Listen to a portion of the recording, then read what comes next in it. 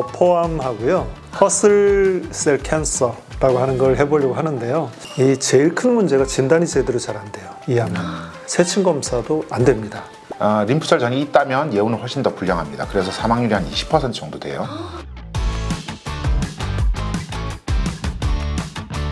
이렇게 좀 더 골치 아픈 이야기가 더 있죠. 장 원생이 아까 보여준 아주 재밌는 그림이었잖아요. 네. 자, 여기서 한번 봅시다. 암의 초반부는 최소 침륜형 여포암인데요. 아까 전혀 다른 병원 같다고 했지만 이 후반부는 광범위 침륜형 여포암이에요.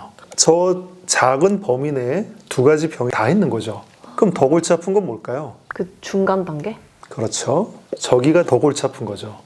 자, 그래서 이걸 그레이 존이라고 부르는데요. 이런 어정쩡한 단계에 이런 문제들이 더 크기 때문에 이 암을 대하는 기본적인 자세는 절대로 방심하면 안 된다. 어떤 진단이 나오더라도 네. 그렇게 생각을 해야 되는 거죠.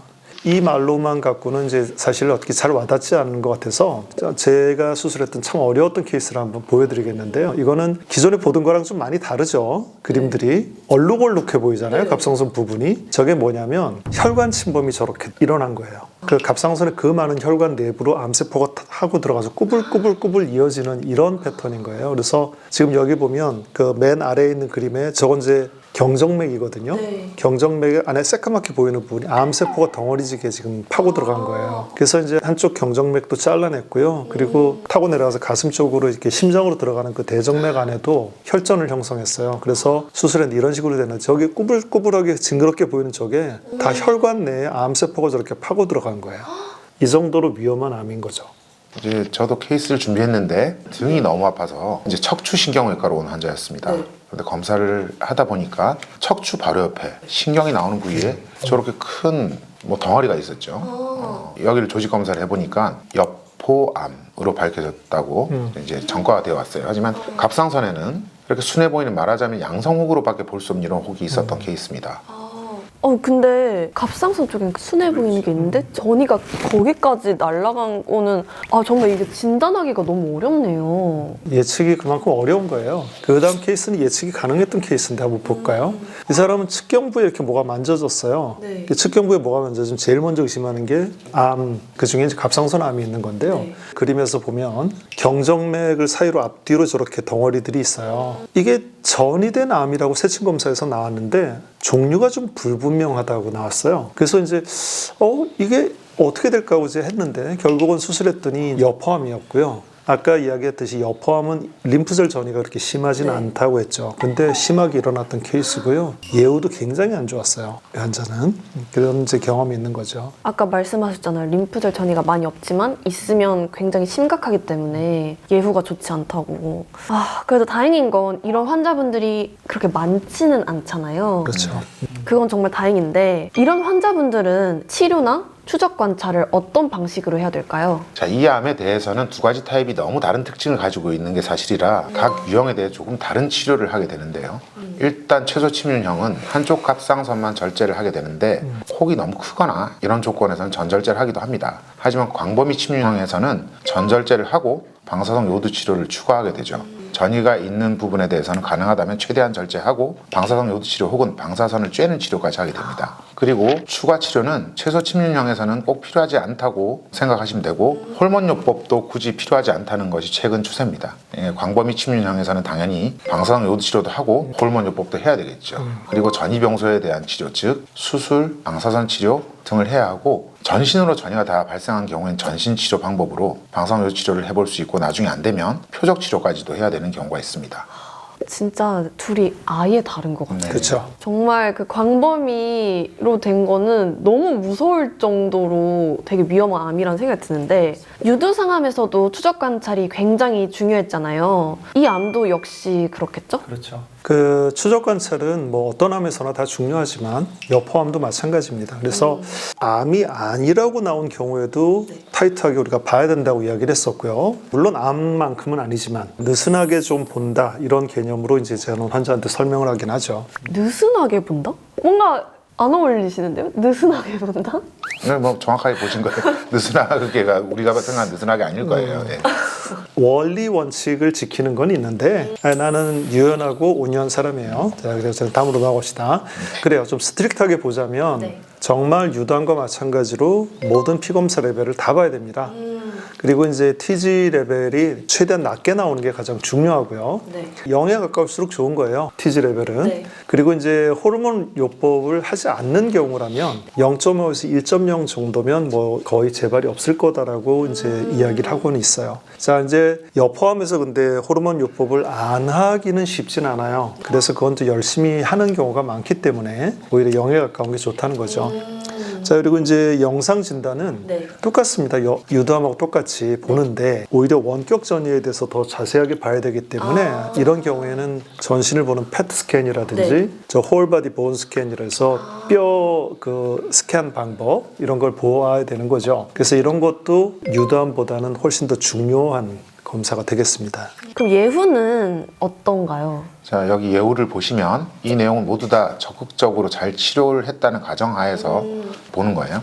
열심히 잘 치료해도 10년 생존율은 약 72% 정도 된다고 하고 침범 정도가 심한 경우는 약 44% 정도밖에 안 됩니다. 불량한 예후를 보이는 인자들은 55세 이상의 나이, 종양 크기가 4cm 이상으로 클 때, 그리고 병리 조직상 암 등급이 높은 경우, 이 뜻은 더 공격적인 암이라는 뜻이겠죠. 네. 그리고 애초에 심각한 혈관 침범이나 원격 전이가 있었으면 예후가 극히 불량하다고 인식을 하고 있습니다. 정말 쉬운 게 없다는 생각이 드는데 여포암은 분화갑상선 암이라고 해서 좀 더 예후가 좋은 암일 거라는 생각을 했는데 역시 암은 암이라는 생각이 들고 정말 무서운 부분들이 많은 것 같아요.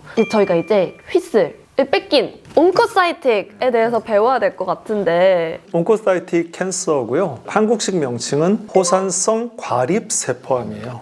너무 어려운데요? 호산성 과립세포암. 의학에서는 그런 경우가 많습니다. 네. 그 순수한 한국말로 그 모든 의학 용어를 다 바꾸자는 운동이 있었어요. 붐처럼 일어났는데 오히려 한국말이 더 어렵게 느껴지는 경우가 많기 때문에 좀 그런 이렇게 것 같아요. 널리 사용되기가 좀 쉽지가 않아요. 여전히 우리는 온코사이틱 캔서라는 말을 더 선호하죠. 네. 사실 전 예전에 이제 의학 드라마 이런 거 보면 되게 어렵게 말하고 뭔가 하나도 이해할 수 없게 말한다는 생각을 한 적이 있었거든요.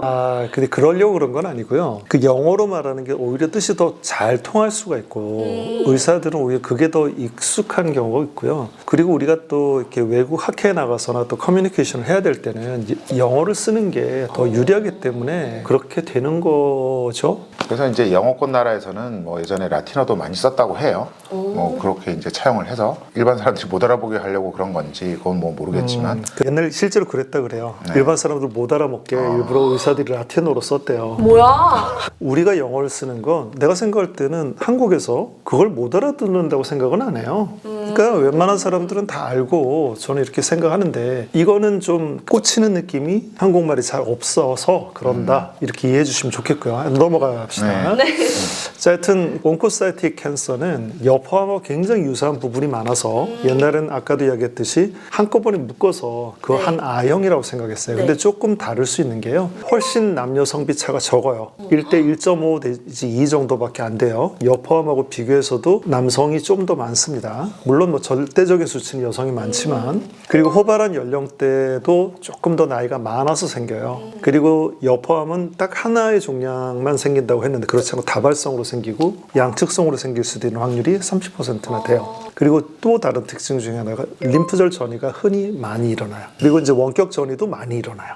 그러니까 나쁜 건 골고루 다 있는 거예요. 그러니까 다발성도 있고 림프절 전이도 있고 원격 전이도 있고 게다가 더 나쁜 건 방사성 요오드 치료가 안 돼요. 요오드를 흡수하는 능력이 많이 떨어지기 때문에 치료가 안 되는 그런 문제점이 있어요. 나쁜 건 죄다 갖췄죠? 네. 이 암의 진단도 여포암과 유사한 부분이 많아서 역시 세포로는 검사가 되지 않습니다. 이것도 나쁜 것도 또 네. 그대로 다 있는 거죠. 전이가 된 부위 조직 검사로 밝혀지는 경우도 있다는 것은 이제 여포암과 유사한 부분인데요. 그러면 치료도 여포암이랑 비슷한가요? 그렇죠. 거의 같은데 다만 이 암은 다발성으로 발생하는 경우가 많기 때문에 기본적으로 갑상선 전절제를 해주는 것이 유리할 수도 있습니다. 이야기했던 것처럼 방사선 치료 효과를 보기 어렵기 때문에 가능한 한 광범위 절제를 하는 것이 유리하겠죠. 그리고 다른 치료가 도움이 안 되기 때문에 호르몬을 좀 더 강하게 써서 TSH, 즉 갑상 자극 호르몬을 억제해 주는 것이 좋겠습니다. 그 예후는 어떤가요?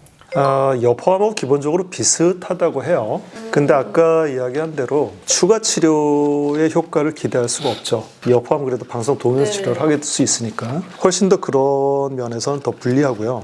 아까 이야기한 대로 안 좋은 건 다 있었죠. 그렇기 때문에 여포암보다는 조금 더 안 좋다고 봐야 되는데 특히 예후가 안 좋은 거는 55세 이상의 나이, 그러니까 고령층, 그 다음에 종양의 크기가 4cm 이상, 하이그레이드 튜머, 심한 혈관 침범, 원격전이 이런 거 있을 때는 안 좋다. 이렇게 돼 있어요.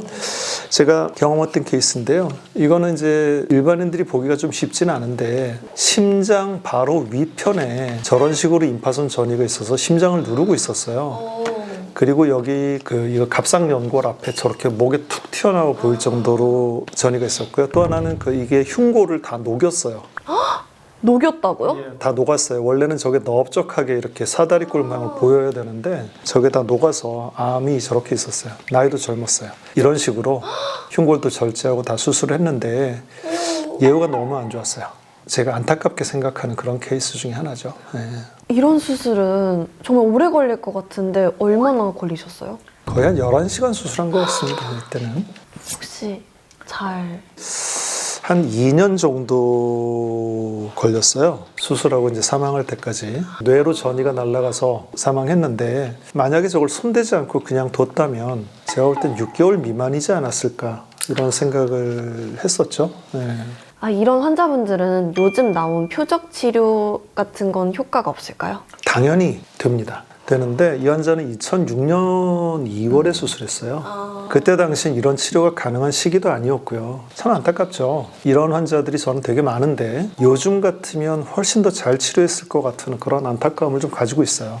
그래도 요즘은 그런 발전이 계속 이루어지고 있어서 정말 다행이라는 생각이 들고, 그리고 이렇게 환자들 편에서 최선을 다해주시는 선생님들이 계셔서 저희는 든든하다고 생각합니다. 그럼 오늘은 여기서 마무리하도록 하고요. 정말 고생 많으셨습니다. 그럼 저희는 다음 시간에 뵙겠습니다. 감사합니다. 감사합니다.